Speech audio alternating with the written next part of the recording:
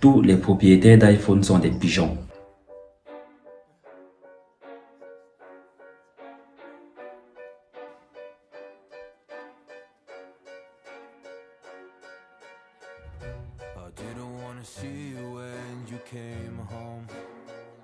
Je n'ai pas d'iPhone parce que après je serai obligé d'avoir un Mac et tous mes autres appareils devront être eux aussi Apple. En plus c'est cher pour rien, je peux avoir la même chose, moins cher chez la concurrence. Non, calme-toi. La plupart des gens qui possèdent un iPhone autour de toi n'ont jamais eu de Mac ou même tout autre produit Apple. Et en plus, à génération égale, Apple éclate tout le monde qui est autour. Malgré les prix astronomiques des produits Apple, que tu sois pro iPhone ou non, installe-toi bien car voici 10 raisons d'acheter un iPhone. Bonjour YouTube et bienvenue dans cette nouvelle vidéo. Si tu me découvres aujourd'hui, je suis Joachim, passionné de technologie au pluriel et sur ma chaîne YouTube, on parle de tout ce qui gravite autour de ces thèmes. Si tu es nouveau sur la chaîne, je te souhaite la bienvenue et je t'invite à cliquer sur le bouton s'abonner pour rejoindre la communauté et ne pas manquer les prochaines vidéos. Lorsqu'on voit une personne avec un iPhone, ça donne parfois l'impression que tout va bien pour lui. Et pourtant, la plupart du temps, ce n'est pas le cas. Dans l'inconscient collectif, c'est gravé comme ça et ça fait partie de la valeur perçue des produits Apple. Ils sont l'un des rares fabricants de smartphones, si ce n'est les seuls, à concevoir et à assembler la carte mère, le processeur et à développer le système d'exploitation. Tandis que chez les autres fabricants, chacun fait son matériel en achetant quelques composantes ici et là. Ensuite, ils vont tous acheter le noyau Android et vont enfin développer une surcouche par-dessus qui correspond à l'interface utilisateur. Chez certains, ça marche, par exemple chez Samsung avec One UI qui est très optimisé, surtout sur les dernières versions de Samsung. Mais chez d'autres, vraiment, ça laisse à désirer. L'ergonomie d'iOS, la fluidité de la manipulation, le matériel et le logiciel sont faits pour être ensemble. Et ne me parlez pas de Google Pixel ici parce que leurs processeurs sont fabriqués par Samsung. Et la meilleure décision que Google peut prendre, c'est de mettre des Snapdragon dans ses smartphones. Mais bon, ça va augmenter le prix. Sur iOS, les applications sont toujours plus optimisées. Snapchat, Instagram, Twitter, X et bien d'autres applications. La seule application qui fait exception à la règle, c'est YouTube et vous savez pourquoi. Par rapport à Play Store, l'App Store est très rigoureux et exigeant.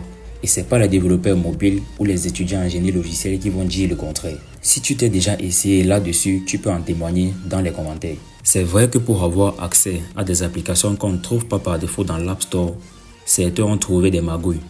Mais par contre, sous Android, c'est lorsqu'il n'y a pas de magouille que c'est étonnant. Sous Android, on a très souvent des applications préinstallées. Quand c'est le cas, ça veut dire qu'il y a un partenariat entre les fabricants du smartphone et les développeurs de l'application. Ça contribue certes à baisser le prix du smartphone, mais après, on peut débattre sur comment le manque à gagner créé par cette chute de prix est comblé. Si tu as déjà été traité de pigeon lorsque tu achètes un iPhone à un prix élevé par un propriétaire d'Android, n'importe lequel et même un Samsung, donnez-vous rendez-vous dans un an, revendez vos téléphones et on verra bien en ce moment-là qui est le pigeon et qui ne l'est pas. La sécurité. Quand je parle de sécurité, je ne dis pas que l'environnement Apple est infranchissable. Au contraire, il y a beaucoup trop d'exemples qu'on pourrait prendre. Mais je vais revenir une fois de plus sur les applications. Sous certains téléphones Android, on a non seulement des applications préinstallées, et en plus, il y a des tas et des tas de publicités. Dans la plupart des applications qu'on utilise au quotidien, à l'ouverture ou alors toutes les 5 minutes, surtout si tu es connecté, tu auras droit à au moins une publicité. Sous iOS, on en a beaucoup moins. Le design, c'est l'un des plus stylés de tout le marché des smartphones et c'est facilement reconnaissable. Ils mettent un accent sur la beauté, les finitions, l'aisance de la prise en main, la noblesse des matériaux utilisés et le respect de l'environnement. Je connais très peu de personnes qui peuvent acheter un smartphone qui est laid. C'est vrai que la plupart du temps, vos iPhones finissent dans des coques de protection, mais il est tout de même important de préciser qu'Apple travaille énormément sur l'aspect visuel de ses iPhones. Les mises à jour. Ici, il faut déjà distinguer les mises à jour de fonctionnalité et les mises à jour de sécurité. Côté sécurité, il y a en permanence des correctifs qui sont appliqués sur chaque iPhone jusqu'à 5 ans après sa sortie. Et au bout de 5 ans, la plupart des utilisateurs ont déjà changé de téléphone pour un modèle plus récent. Du coup, si tu achètes l'un des iPhones compatibles avec la dernière version d'iOS, tu n'auras pas de souci à te faire au niveau des dernières fonctionnalités utiles. Bien sûr, iOS 17 et toutes ses variantes seront toujours mieux optimisées sur un iPhone 14 Pro que sur un iPhone 11 par exemple. Mais je tiens à insister sur le fait que les fonctionnalités qui sont indispensables au quotidien pour une meilleure expérience utilisateur, tu les auras toutes. Les fonctionnalités en question sont nombreuses et pour en savoir plus, je t'invite à regarder la vidéo de Jorjol à ce sujet. Lien dans la description. Donc, pour l'iPhone XR, qui est le dernier modèle compatible iOS 17, il est sorti en 2018 et nous sommes sur sa 6e année de compatibilité avec la dernière version d'iOS. Et même lorsqu'il ne sera plus compatible avec la dernière version, il sera toujours utilisable. C'est une marque statutaire. Loin de moi l'idée de dire que d'un point de vue fonctionnel, un iPhone serait en PLS face à la concurrence, bien au contraire.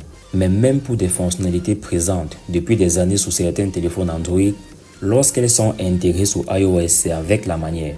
Pour le lancement d'un nouveau produit, lorsque tu regardes l'Apple Event par exemple, tu comprends pourquoi Hollywood et Cupertino sont dans le même état.